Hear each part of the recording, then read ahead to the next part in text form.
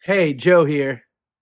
I'm out here in the garage thinking about transmission pressures. When I start this thing up, I'm going to want to know if the transmission is getting pressures on the front clutch, the rear clutch, see what the converter pressure is, things like that. Normally, I use this tester. You've probably seen it in my videos before. It's just a basic compression tester with an AN4 pre-made line here that I came up with somewhere and a couple adapter fittings. This one right here is the M8 by 1.25 2-4 adapter. So that screws into the transmission test ports.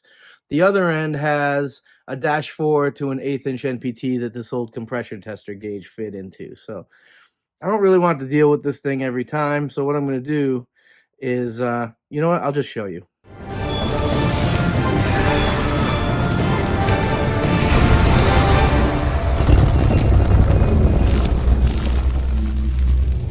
Under the transmission right now, I'm routing some wires, and I have these two plugs that go to the Haltech for pressure sensor inputs. And what I have is right in this area is some ports that I use for testing clutch pressure. There's a rear clutch, not sure if you can see the marking, and then there's front clutch there. And what I'd like to do is put sensors in there permanently and hook those connectors up to them so that I can log those pressures and monitor them in the Haltech software. So I have some various adapter fittings and sensors here, and I'm going to see if I can make it happen. I've taken the plugs out of those ports. You can see how they're kind of stepped down, one step down from the other. So that'll have to be something I sort out based on how I'm going to use these adapters, which are right down here. I have one set up with an adapter to go from the metric port to 1/8 inch NPT for the sensor. And then the other one, I have an additional adapter that goes 1/8 inch NPT to 1/8 inch NPT, male to female, but with a 45-degree angle on it, in case I need to move it out of the way, they're too close together, or whatever it is I'm dealing with. These actually fit in here pretty good. I can get these plugs out of the way, and you can see what I got going on here. Both sensors. This one with the angle to get it out of the way here. They're just loose right now, like trying to figure out how close I would put them together. There's going to be an order, like I'm going to have to probably screw in that fitting up in there first. Maybe then screw this one into it or something like that to get these two go in. Once this one's mounted where it goes, the other one will screw right in, no problem. So I'm going to do that. Looks like I can get all those wires to plug in. I think this will work. I was able to grab a couple O-rings out of my O-ring kit here for these fittings. They require that.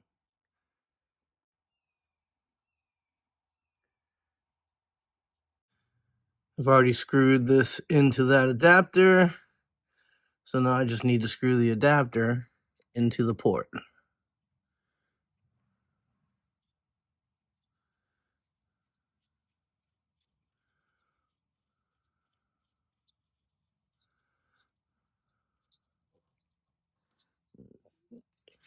Tighten that up with this wrench.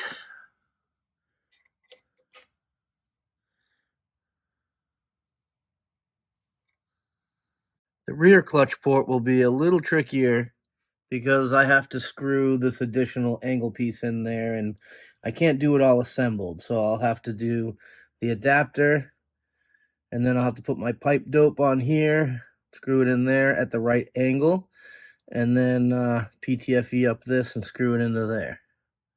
I'll have to hold this with a wrench while I screw that in, hold this with a wrench while I screw that in, just to keep everything in the right alignment.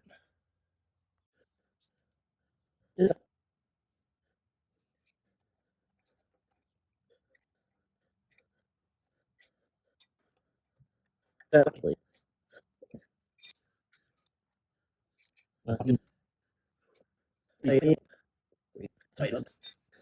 I even lost track of what I'm doing here. Turns out I got to put this fitting in, and then I can put this fitting in, because this fitting wouldn't turn with the other sensor in the way, you can see that it would interfere right into it right there. So I'm doing this the right way now. Rear clutch adapter, rear clutch 45. We'll go from there. So that's installed now. I used 2 wrenches. Like I said, one to hold here while I spun this in there so this didn't get over tightened. If I had a head mount for my phone, like my buddy the Porsche Killer recommended, I could have videoed that for you, but that's what I did. I'm going to go ahead and I think I could put this sensor in now and then this sensor. I don't think it matters either way at this point, so I'm going to go ahead and install those. Going with this one first because I'm not sure I can get my big old wrench on this sensor if the front clutch sensor is already in there, so we'll do that. I probably need to hold that other one still too. So down you go. And lastly, this one should go in here. I tested earlier and it did, so let's hope it does, you know? Oops. Gotta get it in the frame too so you could see it. And hopefully I can get a wrench in on this to tighten this and we'll be good. You can see how it interferes with the pan a little bit. I'm pretty sure you can get the pan on and off with that in there, but it doesn't make it easier, that much I'm sure of. I'm gonna put a wrench on this thing now. I'm gonna make spare front clutch and spare 2. I can't get that label to show. There we go. Spare 2 will be the rear clutch. So rear clutch.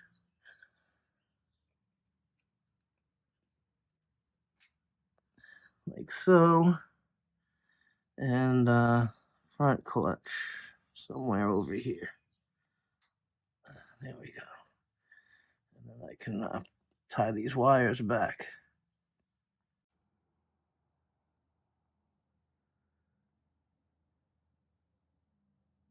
So I still need to program these in the Haltech, make them work. Once I get the rest of this wiring harness done, and I'll fire it up and make sure those are programmed, and then when I start the car, we'll be able to see how they work.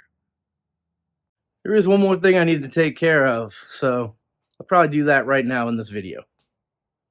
I was thinking about mounting the transmission cooler on the passenger floor on the bottom of the car to keep it off the front end here, but I think I've decided to go ahead and mount it with my original brackets that I was using and put it right back here where it was. This bolted right on here the way it was before, which is cool. And I made a line that runs through here to the output, converter output on the transmission to the cooler. I just need to make another line that comes back from the cooler and goes in right here on the return. I got the final transmission line done right there. And with that, the plumbing is pretty much done on this car. I've plumbed all the fuel, all the water, all the vacuum, CO2 lines, crankcase pressure, all kinds of stuff like that. And I've plumbed the transmission cooler now. You can see the 2 lines right there. And the only thing left is the crankcase evacuation or crankcase ventilation that's going to go to a puke tank in the back of the car. But that's another video. In the meantime, thank you so much for watching. Make sure to like and subscribe. Check me out on Instagram. Tell your friends to check me out on Instagram and on YouTube. And always put cheese on it.